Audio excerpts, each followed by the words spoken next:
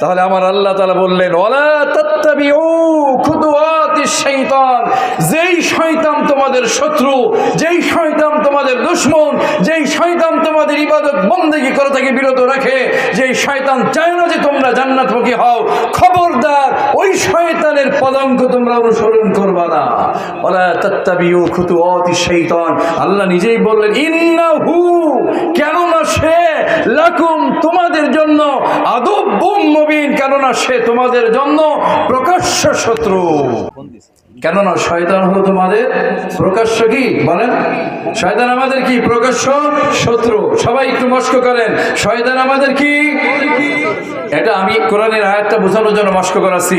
আল্লাহ বলেছে ইন্নাহু লাকুম, নিশ্চয়ই সে শয়তান তোমাদের জন্য আদুব্বুম মুবিন, প্রকাশ্য শত্রু।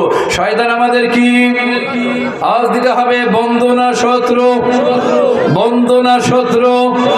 কিন্তু আমরা তো তাকে বন্ধু হিসাবে কোলে জড়াই নেই।